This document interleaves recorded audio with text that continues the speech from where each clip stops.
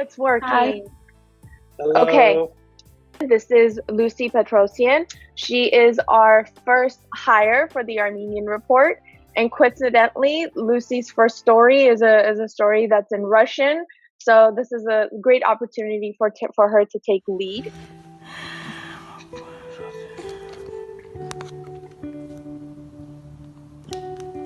Все, начинаем.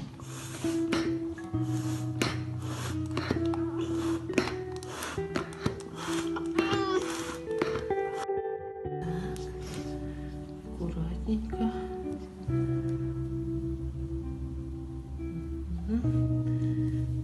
Сейчас тихонечко.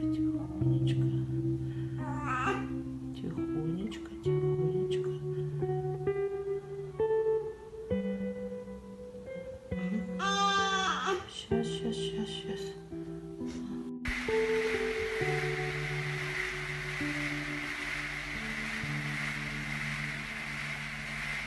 С самого начала, здравствуйте, мы хотели, чтобы вы рассказали свою историю болезни девочки, вот с самого начала. Расскажите, пожалуйста. Был плановый осмотр у всех специалистов. Последним был невропатолог.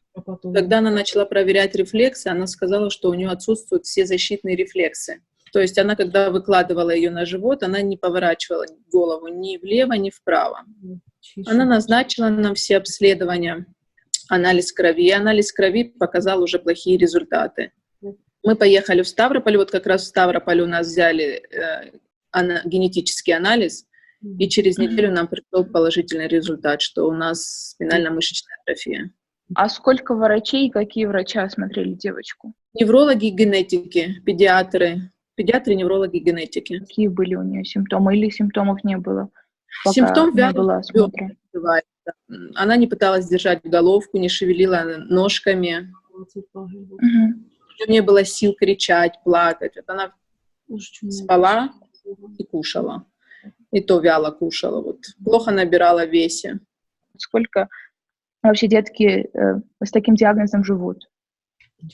Ну, с таким диагнозом до 2 лет не доживают детки. Ну, Минздрав нам отказывает, ссылаясь на то, что в бюджете края нет средств и нет специалистов, которые могли бы нам провести терапию эту. Для нас каждый день это на счету. То есть ко всем неравнодушным, кто в состоянии, кто может помочь моему ребенку. В частности, к армянам в Америке. Прошу вас, помогите, пожалуйста, нам. Не оставляйте нас одних.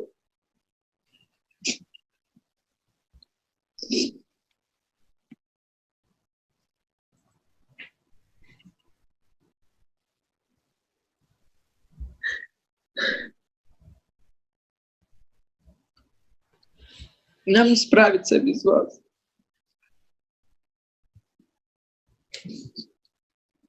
Because it's a medical story, it was very important that we spoke to a doctor who can explain to us and the Armenian Report audience about what is SMN.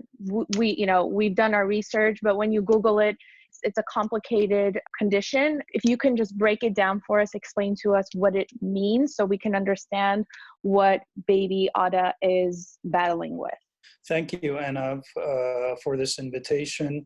So indeed, SMN is the name of the gene, or SMN gene 1 stands for survival motor neuron gene 1, which if that gene is mutated, it results in a condition that is referred to as SMA, spinal muscular atrophy. So spinal muscular atrophy is a genetically inherited condition that when there are 2 defective copies of that SMN gene, that person would be born with a condition called spinal muscular atrophy, which is a condition where there's weakness of the muscles. The nerves that innervate the muscles to make the muscles function and do what they do aren't completely formed, and as a result that there is generalized weakness. This genetic condition is inherited in a pattern that's for the most part as referred to as autosomal recessive, which means that in majority of the cases, both parents would be carriers of the mutation, but by being a carrier, they wouldn't necessarily know that they're a carrier. They wouldn't have any symptoms. However, if two individuals who are carriers meet and procreate, there is a 25% chance that their child will be affected by this condition.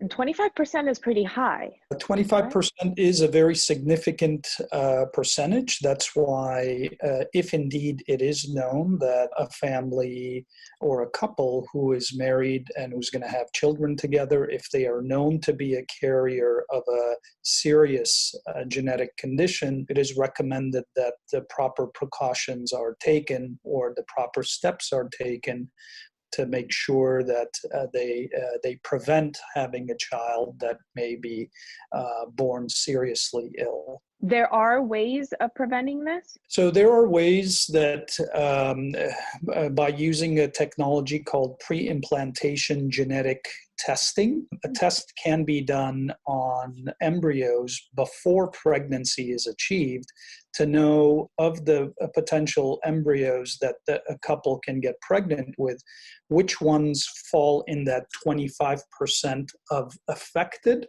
So, and which 75% is not affected, and hence only those embryos are chosen to achieve pregnancy with who do not have that serious genetic condition. This typically requires undergoing in vitro fertilization, and we retrieve eggs from the ovary of the mother, fertilize those eggs with the sperm of the father, and allow those fertilized eggs, which now are referred to as embryos, to develop for about 5 or 6 days. In this case, if the couple were carriers of SMA, we're able to know which one of those embryos indeed has the full-blown SMA. We're also able to know which one of the embryos is completely normal and which ones of the embryos are carriers. Remember, carriers in this situation are completely asymptomatic. They don't, for the most part, don't have any presenting symptoms and will go on living a normal life. The only significant issue here is that if that individual who may be a carrier is going to have children, well, they have to make sure that their partner also is not a carrier. Are they having trouble breathing? Is it what are they feeling?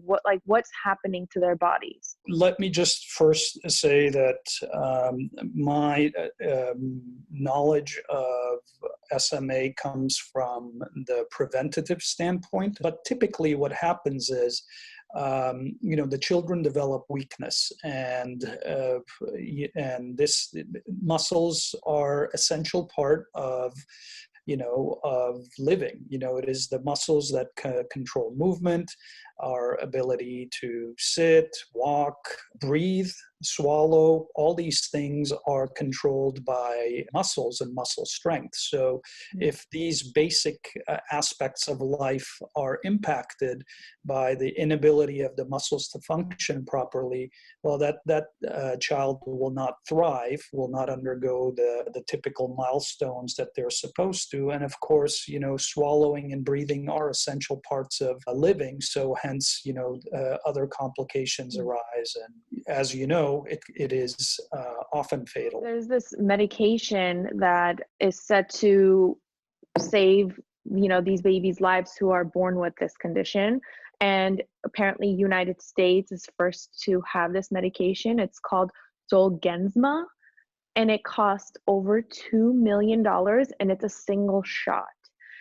Now, as an average American, as a citizen, I've never heard any medication one single medication costs that much money. I understand if you have a condition, you have to take medication for the rest of your life, that could, equal to $2 million by the end of your lifetime.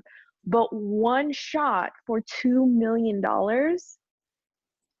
how do they even price it at this? Yeah, that's a very good question, Anna. And yeah, indeed, in the United States, the FDA has approved 2 medications for this. One of them is called Spinarza, and the other one, as you mentioned, is Zolgensma. Both are forms of gene therapy. So, and gene therapy is a very novel type of a therapeutic where actually the normal gene or some sort of a gene copy is introduced into the body to take over the function of the defective gene. So essentially, it's something that typically very, very novel, requires very high amount of technology. And indeed, because there is no other alternatives, they tend to be very expensive to develop. And unfortunately, in our type of healthcare system, that high costs oftentimes are passed on to the patients. Indeed, it is, mind-blowing to think that medication could be that expensive.